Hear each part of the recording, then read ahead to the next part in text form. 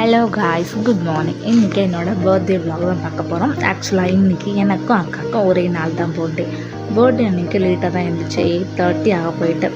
So அப்படியே ரூம்லேருந்து வெளியே வந்து எல்லோரும் ஸ்க்ரீன்லாம் க்ளோஸ் பண்ணிவிட்டு நான் வந்து ஃபஸ்ட்டு வேலையாக ப்ரஷ் பண்ண ஸ்டார்ட் பண்ணியாச்சு. இப்போவும் போதும் நம்ம பர்த்டேக்கு ரொம்ப ஈகராக இருக்கும். அதே மாதிரி தான் இந்த நாளுக்கு நான் ரொம்ப நாள் வெயிட் பண்ணிகிட்டே இருந்தேன். பட் ரொம்ப ஸ்பெஷலாக நான் எதுவுமே கேப்சர் பண்ண முடியல, எனக்கு டைம் இல்லை. அப்புறம் இந்த பாத்திரத்தில் அம்மா பூக்கள்லாம் போட்டு வச்சுருந்தாங்க. அப்புறம் வீட்டில் ஒரு 2-3 பூவும் பறித்து கொடுத்து அப்புறம் அதையும் மேலே போட்டுட்டு கொஞ்சம் டெக்கரேட் பண்ணிகிட்டு இருந்தாங்க.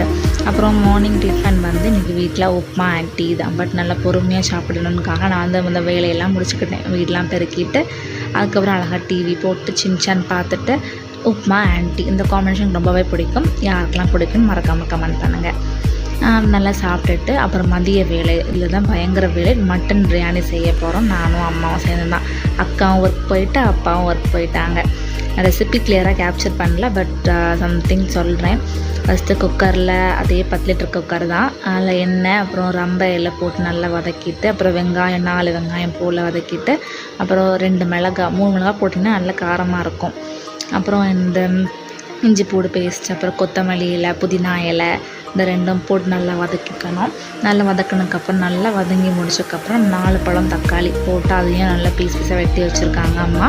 அதையும் நல்லா போட்டு வதக்கிக்கலாம். நம்ம இப்போ வந்து மட்டனை ஏற்கனவே வேக வச்சுருக்கோம். அதை வந்து இஞ்சி பூடு பேஸ்ட்டு தயிர்லாம் போட்டு வேக வச்சுருந்தாங்க. தண்ணியே அவ்வளோ டேஸ்ட்டாக இருந்துச்சு. இப்போ அந்த மட்டனை இதில் போட்டு பிரியாணி மசாலா கிட்டத்தட்ட ஒரு பாக்கெட்டில் 3/4 அளவுக்கு தட்டியாச்சு. அதுவும் இப்போ வந்து காரத்துக்கு எது மாதிரி சேர்த்துக்கலாம். அதுவும் போட்டு ஒரு மிக்ஸ் கொடுத்த உடனே கொஞ்சம் வெந்ததுக்கப்புறம் நம்ம வந்து அரிசி சேர்த்துக்கலாம். இன்றைக்கி வந்து ஒரு 3.5 விளக்கு எடுத்துருக்கேன் அந்த விளக்குக்கு. அப்புறம் கொஞ்சம் ஜிஆர்பி நெய் பார்க்கவே எம்மையாக இருக்குல்ல. அப்புறம் அந்த வேக வச்சு தண்ணி இருக்குல்ல அதையும் சேர்த்து அம்மா கணக்குப்படி உலக்கில் தண்ணி ஊற்றிக்கிட்டாங்க. ரொம்ப சூப்பராக இருந்துச்சு. அப்புறம் லெமன் புழிஞ்சிக்கிட்டாங்க. அப்புறம் அதுக்கப்புறம் நான் வீடியோ எடுக்கலை. லாஸ்ட்டாக ரெடி ஆகிடுச்சு. விசில்லாம் வச்சு ஒரு விசில் வச்சோம் 2 தெரில விசில்லாம் வச்சு இப்போ லாஸ்ட்டாக பால் பாயசத்தோடு முடிச்சாச்சு. பால் பாயசம் வீடியோ எடுக்க முடியல.